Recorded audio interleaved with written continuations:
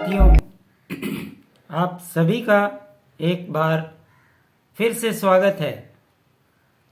आज बात करने वाले हैं चिराग पासवान और पशुपति कुमार पारस के बारे में। इस खबर को बताने के पहले एक बात मैं आप सभी को बता दूं, और मैंने पहले भी विश्लेषण में ये कहा है। आपने देखा होगा कि 2 दिन पहले पशुपति पारस ने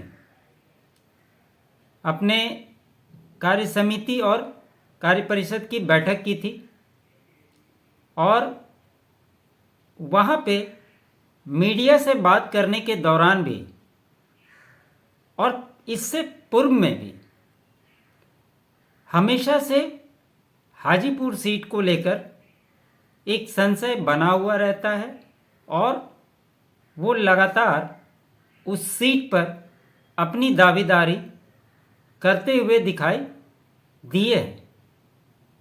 उसी में कई बार वो चिराग पासवान को टारगेट भी करते हैं और अक्सर आपने सुना होगा उनके मुंह से कि मेरे अंगने में तुम्हारा क्या काम है, और एक कुत्ते वाली कहावत को वो लगातार कहते हैं।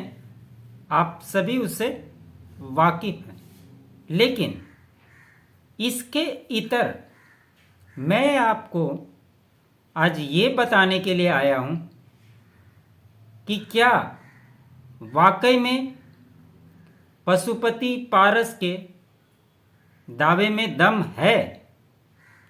इसको समझाने का प्रयास मैं करता हूँ। आप देख रहे होंगे कि इधर पशुपति पारस पटना में मीटिंग कर रहे हैं और वहाँ दिल्ली में भाजपा की कार्य समिति की बैठक थी 17 और 18 को। इसके अलावा चिराग पासवान भी दिल्ली में मौजूद हैं और कहा यह जा रहा है कि सीटों के बंटवारे पे अंतिम मुहर लग जाएगी और कौन से दल किस जगह से और कितनी सीटों पर चुनाव लड़ेंगे ये भी फाइनल हो जाएगा। हालांकि सीटों के समीकरण को लेकर मैंने आपको जानकारी दी थी कि कौन पार्टी को कितनी सीटें मिल रही है, और आप ये मान के चलें कि जब भी ये घोषणा होगी तो लगभग कमोबेश वही स्थिति रहने वाली है। हमने ये भी कहा था कि चिराग पासवान शुरू से जिस समय एलजेपी 1 थी उसी समय एलजेपी 6 सीटों पे चुनाव लड़ी थी और उसी बात पर चिराग पासवान आज भी कायम है। और जहाँ तक चाचा की बात करें, पिछले कुछ दिनों में आपने देखा होगा कि जब पार्टी 2 भाग में बटी थी तो 5 सांसद उनके पास थे और इधर चिराग पासवान अकेले थे। लेकिन आज की स्थिति में कई बार ऐसा हुआ है कि जो पशुपति पारस गुट के सांसद हैं वो चिराग पासवान से लगातार संपर्क बनाए हुए हैं। कई विधायकों ने उनसे जाकर मुलाकात की और खबरें यहाँ तक आ रही है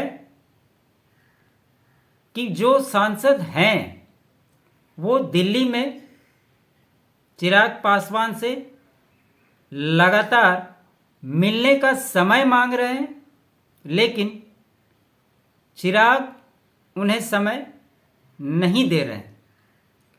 और रही बात हाजीपुर सीट की, तो ये दोस्तों मैं आप सभी को बता दूं कि हाजीपुर सीट भी चिराग पासवान को ही मिलेगी और वहाँ से या तो वो खुद या उनकी पार्टी से संभावनाएं हैं, जैसे कही जा रही थी उनकी मां के बारे में, तो चुनाव लड़ेंगे। यही तय है, ये सीट पारस को नहीं मिलने जा रही है, ये बात तय है। अब सवाल ये उठता है और ये सोचनीय है, आप सभी भी इसको सोचिए, जहां पर सीटों के निगोसिएशन की बात हो रही है,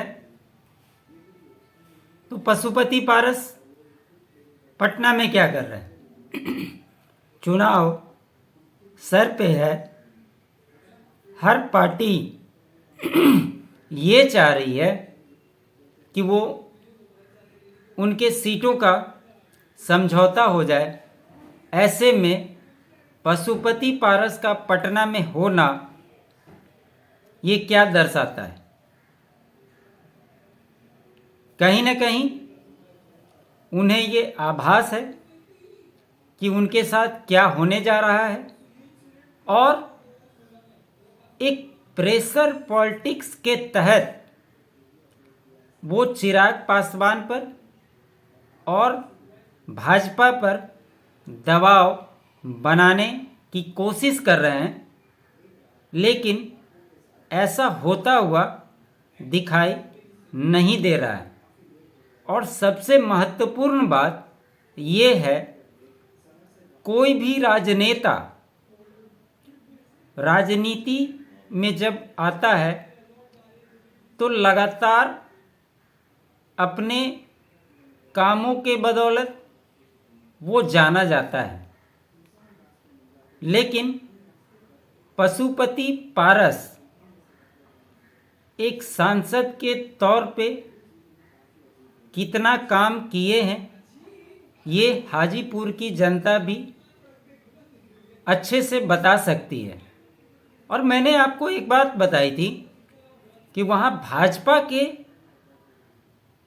जो मुख्य सचेतक हैं, उन्होंने एक पत्र लिखकर अपने शीर्ष नेतृत्व को बताया था कि अगर पशुपति पारस यहाँ से टिकट दिया जाता है तो वो चुनाव हार जाएंगे।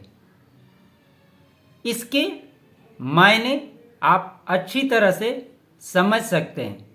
इसलिए मैं कह रहा हूँ कि चिराग पासवान को सीटों को लेकर कहीं कोई भी संशय एनडीए में नहीं है। उन्हें सिर्फ ये तय करना है कि कौन सी सीट पे कौन सा कैंडिडेट उतरेगा और किस तरह से चुनाव लड़ा जाएगा। बाकी उनकी कोई भी सीट उनसे छीनी नहीं जाएगी। भाजपा इसका पूरा ध्यान रख रही है। अब सवाल ये उठता है, ये भी खबरें हालांकि हमने बताई थी प्रिंस पासवान को लेकर, क्या प्रिंस पासवान इस बार चुनाव लड़ेंगे या नहीं? क्योंकि जब पशुपति पारस के बारे में हमने बताया था कि उन्हें मैक्सिमम एक सीट मिलेगी या हो सकता है अंतिम क्षणों में वो भी ना मिले। और रही बात प्रिंस पासवान की, तो उन्हें समस्तीपुर से शायद टिकट मिल जाए, लेकिन इसमें भी कोई अविश्वास वाली बात नहीं होगी। वो हो सकता है भाजपा के सिंबल से वहाँ से चुनाव लड़ें, नहीं तो सीटें मिलना दूर दूर तक दिखाई नहीं देता है। ऐसे में एक दबाव की राजनीति करने की कोशिश की जा रही है पशुपति पारस के द्वारा। इसलिए ऐसी कोई संभावनाएं नज़र नहीं आ रही है। और आप तमाम साथियों और देश की और बिहार की जनता खासकर हर किसी ने देखा है जिस प्रकार से चिराग पासवान ने अपने आप को साबित किया है, ये किसी से छिपा नहीं है। और निश्चित तौर पे आने वाले समय में बिहार के एक अच्छे नेता के रूप में वो प्रतिष्ठित हुए हैं और अपने कद को अपने काम की वजह से काफ़ी बढ़ाया है। हालांकि पशुपति पारस ने ये भी आरोप लगाया था कि चिराग पासवान जमुई संसदीय सीट को क्यों छोड़ना चाहते हैं, जबकि चिराग पासवान ने कभी नहीं कहा कि वो जमुई सीट छोड़ रहे हैं और वो चुनाव वहाँ से नहीं लड़ेंगे। तो अभी राजनीतिक सरगर्मी को बढ़ाने के लिए इस तरह के बयानबाजी हो रही है, लेकिन इसमें कुछ होता हुआ दिखाई नहीं दे रहा है। ऐसे में देखना दिलचस्प होगा कि जो पशुपति पारस इतने बड़े बड़े दावे कर रहे हैं, उसका अंतिम समय में पता चला कि उनके जो साथ वाले हैं वही कल उन्हें छोड़कर कहीं और न चले जाएं।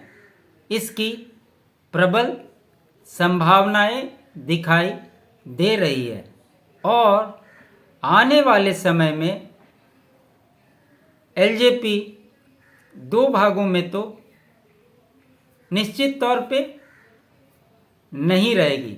या तो चाचा अपने भविष्य को संवारने के लिए कहीं और शिफ्ट होते हुए आपको अगर दिखाई दें तो ये भी कोई आश्चर्य का विषय नहीं होगा। इसलिए साथियों, मैं आप सभी से इस बात की चर्चा करने के लिए जुड़ा।